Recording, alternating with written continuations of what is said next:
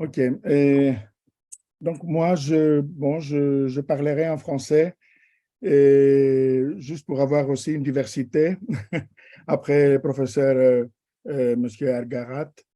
Et en plus, je voudrais vous déplacer à une période beaucoup plus postérieure, c'est-à-dire je me déplace de l'époque, disons, de l'Antiquité tardive, de l'époque paléochrétienne. On va à l'époque post-byzantine, c'est-à-dire à l'époque après la chute de Constantinople, appelée après 1453, et plus précisément au XVIe siècle.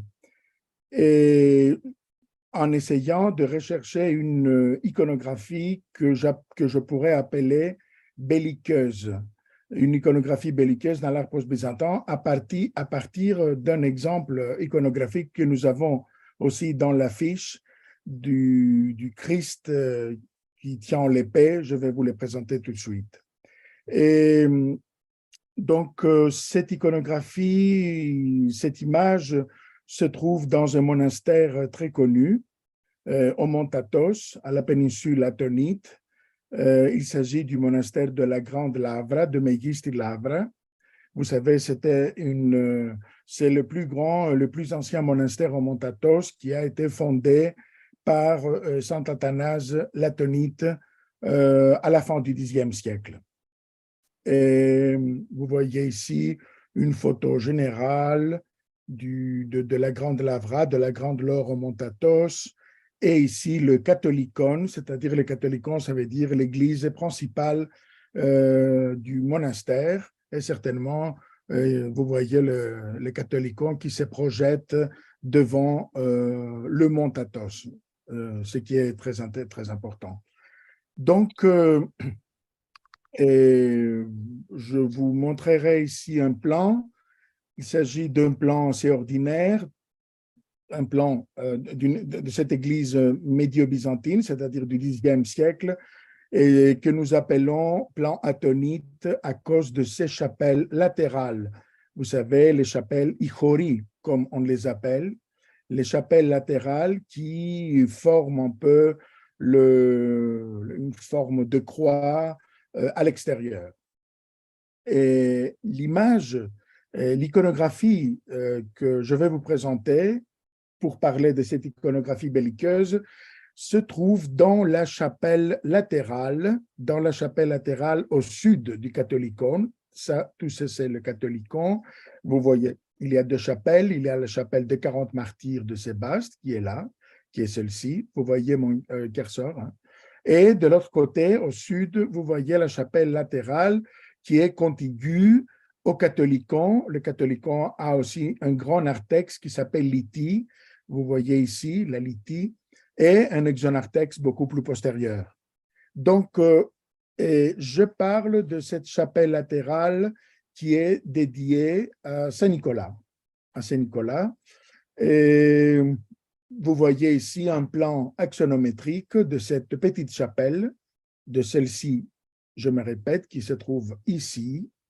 Hein? Ça, c'est une chapelle, ça, c'est un plan axonométrique pour, on peut voir la répartition du cycle iconographique, c'est-à-dire pour voir un peu le programme iconographique, comment il est disposé.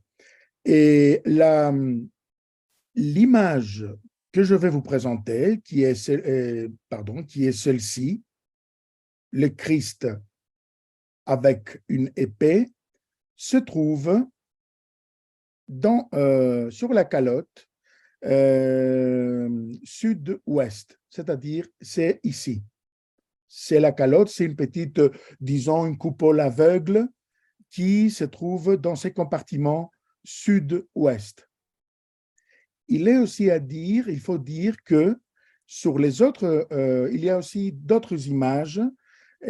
Par exemple, sur cette calotte, juste en face, sur la calotte sud-ouest se trouve la Vierge avec l'enfant, avec le Christ enfant, c'est ici. Et sur les deux calottes à l'est, sur le décalogue sont réservés le Christ Emmanuel, vous voyez, et le Christ, l'ange du Grand Conseil.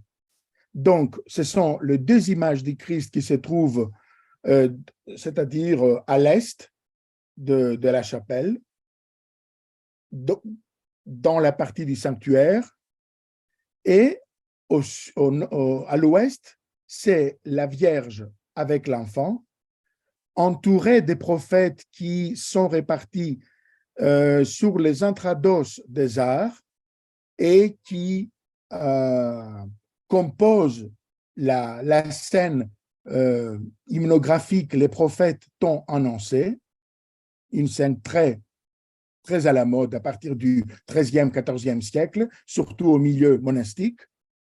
Et voilà, juste en face de la Vierge, c'est-à-dire sur la calotte nord-ouest, c'est cette image très extraordinaire, très irrégulière, unique pour l'art post-byzantin, l'image du Christ qui est appelée, comme vous voyez, l'inscription O Ekvikitis, c'est-à-dire le Christ vengeur. C'est qui forme aussi, comme vous avez vu, l'affiche, l'image de notre affiche pour la sixième édition de l'école. Comme je vous ai déjà dit, le Christ vengeur, surtout avec cette appellation, avec cet adjectif, ce nom, est un sujet iconographique extrêmement rare dans la peinture byzantine et même unique en ce qui concerne la peinture post-byzantine. L'originalité de ce type iconographique certainement exige alors une description plus attentive, un peu plus détaillée. Vous voyez, dans un médaillon rayonnant, le Christ est représenté en buste, il est frontal, dans une attitude strictement frontale.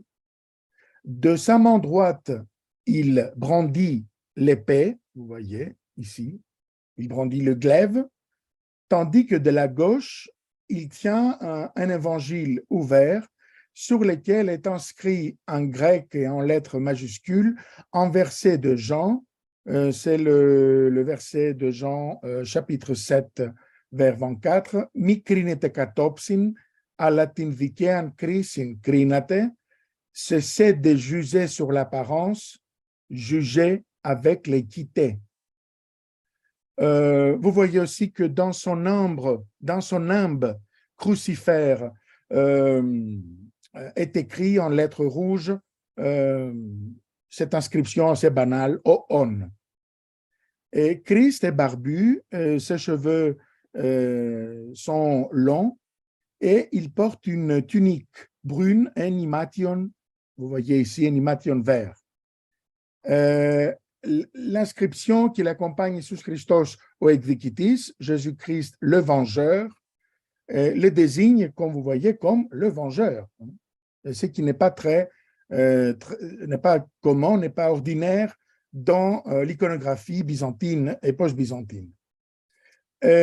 L'adjectif qualificatif du Christ comme vengeur est rarissime. Il n'est même pas cité parmi les autres noms du Christ dans l'Herménia, dans les guides iconographiques de Denis de Fournas.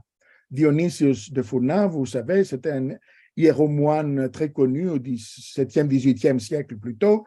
Il était aussi un peintre et il a écrit un guide iconographique pour les peintres dans la période post-byzantine, comment, par exemple, utiliser les couleurs, comment préparer la surface picturale, comment organiser les surfaces dans le monument et par exemple, quel type iconographique il faut choisir, quel cycle, etc. Donc, c'est un grand guide très important pour le peintre et c'est très intéressant de signaler que il n'est pas cité, Dionysios de Fournas ne cite pas cet adjectif parmi les nombreux noms du Christ. Pourtant, vous comprenez certainement l'origine vétérotestamentaire, c'est-à-dire l'origine de l'Ancien Testament, du mot Ekvikiti, c'est clair, étant donné qu'on le raconte plusieurs fois dans l'Ancien Testament. Tandis que dans le Nouveau Testament, il n'est pas très commun. Et, bon, je cite par exemple, notamment dans les livres de Naoum, nous lisons « L'Éternel est un Dieu jaloux, il se venge ». Il parle de ces qualités, de cette qualification du Christ comme vengeur. Et l'Éternel se venge, il est plein de fureur, il dit. L'Éternel se venge de ses adversaires, il garde rancune à ses ennemis. Il est hostile contre les ennemis. Aussi, dans le livre Le Lévitique, chapitre 26, on trouve une citation « Je ferai venir contre l'épée qui vengera mon alliance. Si malgré cela, vous ne m'écoutez point, et si vous me résistez, Dieu dit que je vous résisterai avec fureur, et je vous châtierai 7 fois plus pour vos péchés. » Donc, vous voyez un Christ, un Dieu très sévère, qui va se venger et qui va châtier pour les péchés. Ou même dans le psaume. Dans le psaume 93, on lit « Dieu des vengeances, éternel Dieu des vengeances, paraît, lève-toi, juge de la terre. » Et on pourrait conclure cette énumération un peu de l'Ancien Testament, de livres de l'Ancien Testament, avec le texte de Jérémie, chapitre 26. « Ce jour est au Seigneur, à l'Éternel des armées. C'est un jour de vengeance pour se venger des ennemis. » Aussi, Jérémie, on raconte dans le livre de Jérémie. Etc., etc. C'est-à-dire, c'est plein de mots assez cruels. Par exemple, elles s'enivrent de leur sang, car il y a des victimes du Seigneur, de l'Éternel des armées, etc. Et considérés dans leur ensemble, les versets que je viens de vous citer se distinguent par leur caractère surtout eschatologique et la sévérité, des versets très sévères, trop sévères, je pourrais dire. Et c'est dans cet esprit qu'il faudrait envisager un hymne chanté le samedi saint, c'est-à-dire le samedi pendant la résurrection du Christ, la liturgie de la résurrection, qui fait appel à un Christ vêtu de son habit sanglant de vengeance, allusion directe à son corps sacrifié, puisqu'il a écrasé ses ennemis par sa crucifixion. Et ce type iconographique que vous voyez ici dans la chapelle de Saint-Nicolas au monastère de la Grande Lavre, et qui date de 1560, c'est-à-dire elle date du XVIe siècle, le même type iconographique, on le rencontre 2 siècles avant au monastère de Decani. Vous savez, c'est un monastère très connu à Kosovo. Ici, le Christ, certainement, est à pied, il n'est pas à buste, il est représenté à pied, il tient le glaive avec le démon, il tient l'épée avec les démons, mais celui-ci, le glaive est représenté en diagonale. Et il y a 2 inscriptions qui complètent l'image. L'une inscription est en grec qui désigne le Christ comme Pantocrator, c'est-à-dire Christos Pantocrator, ce qui est assez normal parce que ce sont de dénominations, ce sont de noms assez banals qui sont utilisés en grec pour désigner des types de Christ ou même de la Vierge. Mais il y a aussi une autre inscription en slavon qui est beaucoup plus analytique, qui dit « C'est lui, je traduis en français, c'est lui qui, avec l'épée affilée, a détruit les péchés. Donc, vous voyez, il y a encore un Christ qui tient l'épée, un Christ de la période paléologue, à peu près, nous sommes pas loin de la moitié du XIVe siècle, donc 2 siècles avant la chapelle de Saint-Nicolas de Lavre. Pour Decani, pour cette image-là, de ce monastère serbe, il y a plusieurs interprétations, je vous dis quelques-unes. Par exemple, le professeur Pallas y voit certainement un Christ apocalyptique en se référant à un verset de l'Apocalypse, du chapitre 2, verset 12, de paragraphe 12. Ainsi, je les cite, ainsi parle celui qui possède l'épée affilée à double tranchant. Et un autre professeur, un collègue italien, Gaetano Passarelli, assez connu, considère que cette image unique du Christ Pantocrator à Decani, qui n'a aucun rapport avec les autres saints représentés près de lui, est l'élaboration d'une figure de Messie purificateur, vengeur et juge. Et d'après lui, ce n'est pas seulement une influence d'un verset de l'Apocalypse, mais aussi c'est la conception vétérotestamentaire, la conception tirée de l'Ancien Testament d'un Messie libérateur des chrétiens, d'un vengeur dans un moment politique précis. C'est une opinion, je crois, assez intéressante. Et en plus, pour soutenir sa thèse, Gaetano Passarelli cite d'autres versets bibliques, comme celui d'Isaïe, par exemple, du chapitre 27. « Ce jour-là, Yahvé châtiera de son épée dure, grande et forte. » Ou celui du Deutéronome, chapitre 32, où Dieu dit « Je lève ma main vers le ciel et je dis, aussi vrai que je vis pour toujours, quand j'aurai aiguisé mon épée fulgurante, je prendrai cause pour le droit, je rendrai la pareille à mes adversaires. » Donc, en plus, l'auteur, Passarelli, met en rapport cette image, ce Christ avec l'épée, avec une autre image qui est représentée tout près, l'image de la Vierge aussi, Episcopsis, qui est représentée au pilastre nord-ouest, et il voit donc une déesis, il voit une prière de la Vierge, où la Vierge est, comme à l'ordinaire, l'intercesseur à son fils. Elle prie devant son fils pour pardonner les sujets chrétiens. Et enfin, il conclut que le peintre avait l'intention de représenter le Christ après la résurrection, le Christ céleste.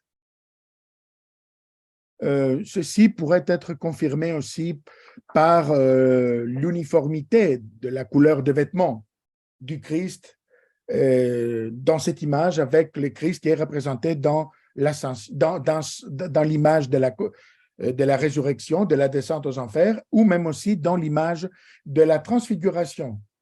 Donc, d'après l'homogénéité de la couleur de ces vêtements, il conclut que, voilà, on a affaire avec un Christ après la résurrection, un Christ un peu apocalyptique, qui est prêt de juger, prêt de... avec sévérité, certainement. Et je crois, je voudrais, voilà, je vous montre aussi une image plus générale de Decani, c'est vraiment ces monuments épiques, extraordinaires, très grands, qui gardent plusieurs cycles iconographiques. Vous voyez ici le Christ vengeur, de l'autre côté, c'est la Vierge, Vous voyez pas très bien parce que la photo n'est pas très… donc, je crois, nous croyons qu'à part les interprétations apocalyptiques de l'image du Christ, ou même les influences occidentales que les chercheurs ont trouvées, l'inspirateur de ce programme ne saurait qu'avoir pris en considération les efforts vraiment très systématiques et très intenses du Kral Stéphane Douchan, qui fut d'ailleurs le donateur royal du monastère d'Etchani, d'instaurer dans son empire un système juridique à l'imitation du système byzantin et qui a abouti à la promulgation d'un code faisant partie d'une codification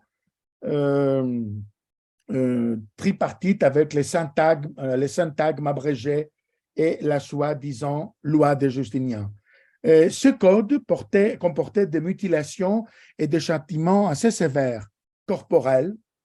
Elle comportait aussi la peine de mort, un système pénal public très fort, très sévère, ainsi que la responsabilité personnelle, des principes qui étaient inconnus des populations slaves à l'époque, qui doivent être reliés à l'influence du droit gréco-romain. La représentation alors d'un Christ sévère, comme vous voyez ici à Decani, qui condense le message eschatologique, mais aussi celui de la justice, ne pourrait pas être sans rapport, à mon avis, avec l'établissement d'un nouveau système judiciaire à l'imitation du système byzantin idéal, qui promet un nouveau temps, un temps aussi de la justice pour l'empire serbe médiéval. Et pour soutenir un peu plus cette opinion sur l'iconographie du Christ comme juge aussi à Decani, je crois que dans ce contexte du droit, de l'instauration d'un système juridique, s'inscrit, à mon avis, encore une innovation iconographique que nous avons à Decani, dans le même monument serbe. Et il s'agit de l'apparition, comme vous voyez ici, de deux anges. Ce sont de deux anges qui apportent dans deux médaillons des portraits, je crois que j'ai un détail, non, malheureusement. Ils apportent dans deux médaillons les portraits allégoriques, probablement de la miséricorde et de la justice. Vous voyez ici les deux figures féminines qui sont considérées par la recherche plutôt comme des personnifications, des allégories de la miséricorde et de la justice. Et donc, ce qui est intéressant, c'est certainement l'acte de l'évocation des concepts symboliques à l'occasion de l'anastasis du Christ, de la résurrection du Christ, évoquée à Byzance par la composition de la descente aux enfers. Donc, j'ai l'impression que cette image de Decani, du Christ avec l'épée, devrait être interprétée en outre et aussi dans cette instauration d'un nouveau système juridique par le donateur, le Kral Stéphane Douchan. Et certes, le choix de ce type belliqueux du Christ est vraisemblablement lié aussi à la puissance de l'Empire serbe, qui a son propre patriarche déjà et son église déjà au XIIIe siècle, et cet empire serbe qui veut d'ores et déjà dominer ses anciens maîtres, les Byzantins, et éliminer ses ennemis qui sont les Bulgares. Donc, certainement, c'est une image de pouvoir. Sans doute. Il y a aussi un autre exemple qui offre une iconographie différente, mais pas loin de la pensée qui sous-tend l'image. Et il s'agit d'une image, un exemple qui se trouve dans l'Enartex à Lešnovo, euh, qui date de 1349. Là, le Christ est assis sur un trône. Malheureusement, je n'ai pas une diapo bonne et c'est pourquoi je n'ai pas voulu vous le présenter. Et là, il ne tient pas une épée, mais il est assis sur un trône et il est accompagné d'une inscription Christos o phoveros kritis, Jesus Christos, le juge terrible. C'est un exemple qui n'est pas analogue du point de vue pictural à celui de Decani, mais en ce qui concerne la sévérité et aussi la combinaison du Christ à Lešnovo comme juge terrible avec la Vierge en prière, et offre des analogies, quelques analogies avec l'image de Decani en Serbie. Et je crois que les représentations de Decani et de Lešnovo laissent ainsi supposer que les artistes du XIVe siècle dans l'Empire serbe ont inventé une image qui condensait le jugement dernier, en figurant le Christ Pantocrator comme juge terrible ou comme vengeur, et formant une déisis avec la Vierge, sujet principal et central de la scène du jugement dernier. Et notons encore quelques images qui peuvent se rapprocher de notre type iconographique à cause de leur caractère singulier. C'est dans les monastères, de Kremikovski en Bulgarie, qui date de 1493. Vous voyez ici, sur le mur nord, une déisis avec la Vierge Saint Jean le Prodrome et le Christ qui se trouve au milieu. Le Christ est vêtu de la dalmatique et du loros. Vous voyez ici la dalmatique. Et il est assis sur un trône, il est coiffé d'une mitre et il est accompagné d'une inscription en slavon Pravedni Sujdia, le juge juste aussi.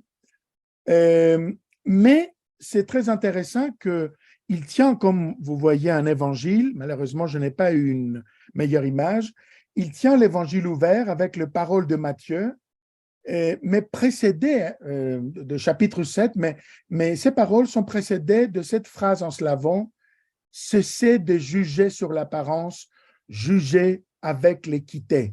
L'inscription est la même que celle du Christ vengeur de la chapelle de Saint-Nicolas à Megisti Lavra, au Montatos, du XVIe siècle. Je vous montrerai maintenant une image que vous connaissez peut-être mieux que moi. Et c'est à Sucevica. Et c'est une photo que le collègue, l'ami Emile Dragnev, professeur à Chisinau, il m'a donnée. Je le remercie vraiment profondément. Et c'est une image inhabituelle aussi du Christ guerrier. Vous le voyez ici. C'est ici. Je ne sais pas si vous pouvez le voir. Le Christ guerrier. Oui, on voit. Je ne sais pas ce matin. Vous voyez, ok. Donc, c'est le Christ guerrier qui tient dans sa main l'épée. Vous voyez, il tient l'épée aussi. Mais il est habillé, il est comme un soldat, il est habillé d'une cuirasse. Et cette image se trouve dans l'abside sud de l'église de la résurrection de Sucevica en Moldavie, qui date de la fin du XVIe siècle. C'est-à-dire, nous ne sommes pas loin de la chapelle de Saint-Nicolas. L'image fait partie de la scène du Fils unique, Verbe de Dieu. Christ est représenté cette fois monté sur la croix. Il est dressé sur la fosse. La croix est dressée sur la fosse. Vous voyez ici, en ténèbres. Tandis que plus bas, vous voyez un groupe de démons qui sont noyés dans les ténèbres qui recule devant elle. L'image fait allusion à la victoire sur la mort par la croix, suggérant la sortie de la fosse profonde du monde des ténèbres et des abîmes, évoquant ainsi un type de représentation qui peut être relié à l'anastasis. Mais c'est une image vraiment très caractéristique, extraordinaire, très particulière, cette image que vous voyez à Suchevitz. Et les œuvres que j'ai citées permettent certaines observations concernant la chapelle de Saint-Nicolas au Mont Athos. Tout d'abord, les Christ vengeurs semblent ne pas avoir de rapport particulier avec les autres saints qui décorent le même compartiment. Les autres saints sont Saint Jacques le Perse, les saints Anargir, Pantéléimon sur les murs ouest. Ils sont Saint Barlam et Joasaph, Saint Hermole sur le mur nord, Saint Procope sur les pilastres nord-ouest et Samson, Diomède, Kyros et Jean, les Anargir, dans l'intrados des arts. Donc, on voit que les Christ vengeurs semblent un peu une image indépendante qui n'est pas connectée, qui n'a pas de rapport avec les images des saints qui décorent ces compartiments où il était placé. Une autre remarque, c'est qu'il faut préciser l'emplacement du Christ vengeur, de la Vierge orante de l'autre côté. Ils occupent, je résume, ils occupent les calottes de la partie ouest de l'église dans les compartiments latéraux de l'entrée, c'est-à-dire ils sont de part et d'autre de l'entrée sur la chapelle, et tandis que le Christ Emmanuel et le Christ Ange du Grand Conseil décorent les calottes des compartiments latéraux du sanctuaire. Ils sont plutôt des images eucharistiques, le Christ Ange du Grand Conseil et le Christ Emmanuel, alors que le Christ Vengeur et la Vierge sont plutôt ont un caractère différent. Une autre remarque, c'est que l'inscription désignant le Christ comme vengeur est unique, d'après nos connaissances, non seulement pour la période post-byzantine, mais également pour la période byzantine. Assez récemment, j'ai trouvé une icône post-byzantine, mais très, très tardive, du XVIIIe siècle. C'est une icône qui se trouve dans la collection des icônes dans l'église de Parigoritis à Arta, en Épire, qui semble copier le Christ vengeur du Mont Athos. Donc, on pourrait dire qu'on a trouvé encore une icône, c'était une icône portative, mais très tardive, du XVIIIe siècle, qui porte l'inscription Equidicis, mais qui copie vraisemblablement, cette icône copie l'image de la chapelle latérale du monastère de la Grande Lavra au Mont Athos. Certainement, l'origine de cette inscription est incontestablement vétérotestamentaire de l'Ancien Testament et est mise en relation avec son caractère exceptionnellement sévère. Pourrait avoir cette image, cette inscription, pourrait avoir aussi un rapport avec l'idéologie monastique, rendant si nécessaire une explication historique. Et le verset aussi de l'évangile du Christ, ici, qui a la forme d'une exhortation conclusive, se réfère au thème du jugement dans l'ancienne loi. Ce texte était lu pendant la mi-Pentecôte, pendant la fête de la mi-Pentecôte, fête qui est associée à la résurrection du Christ. Et aussi, le Christ vengeur présente beaucoup d'analogies avec le Christ Pantocrator qui domine la coupole de la chapelle. À part les caractéristiques de son visage, aussi il y a une inscription en cercle autour du Pantocrator de la chapelle qui lui confère la qualité aussi du juge.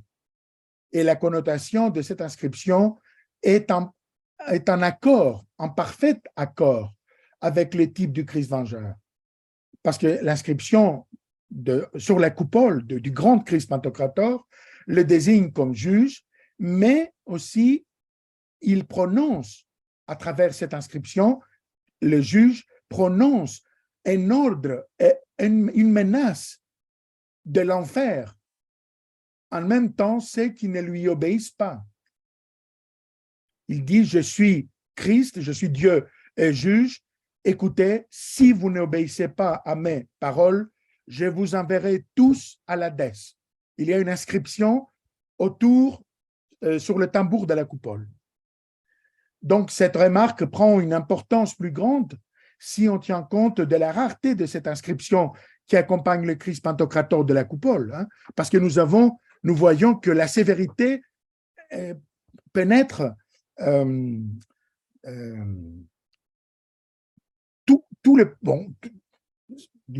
toutes les images du Christ dans cette chapelle. En dehors de l'interprétation de l'image, plusieurs autres questions, se posent. Comment peut-on expliquer cette innovation dans un programme iconographique considéré comme traditionnel, est imprégné d'un esprit monastique assez conservateur? Aussi, il y a une autre question.